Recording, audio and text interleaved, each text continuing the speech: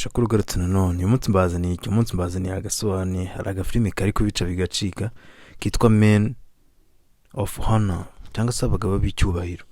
Ni agafilime kakimara gusohoka nakarebye numva kankuzana, nakoze post kuri channel ya WhatsApp ndi kuvuga ngo ariyo na Straw niyo ubona irenze. Abantu benshi bahisemo ino filime kari irenze bita Men of Honor. Ni filime nziza, filime itangira ari umutipe abahinga afasha papa y'ibintu byo guhinga bikarangira bavuye mu cyaro ka joining igisirikare. Ariko joining igisirikare papa akamubwira ati nujya mu gisirikare uzahatana ibishoboka, amategeko y'abazungu uzayice, uzagire ku kintu waharaniye. Abashaka kuzaba umukapiteni mu bantu badivinga munsi mu mazi, bari abantu bagenda gutabara abandi, ajya muri timu ishinzwe gutabara abantu baruhamye. Get in there. Uciye ku rugamba urugwane.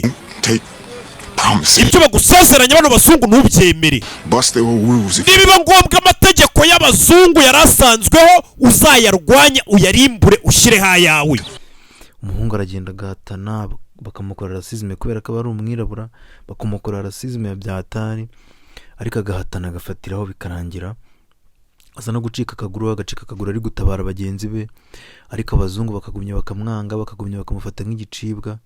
Iyo filime rero nawe ushobora kuyireba, nta kindi ukora uragenda hara muri Google yawe wandikemo oshakurfilms.com ukajya kuri iyo website ya Oshakur, usanga ari filime nyinshi nziza ku buntu ntaho kwishyuza, cyangwa se ugize ikibazo uratwandikira kuri WhatsApp tukaba twayiguha.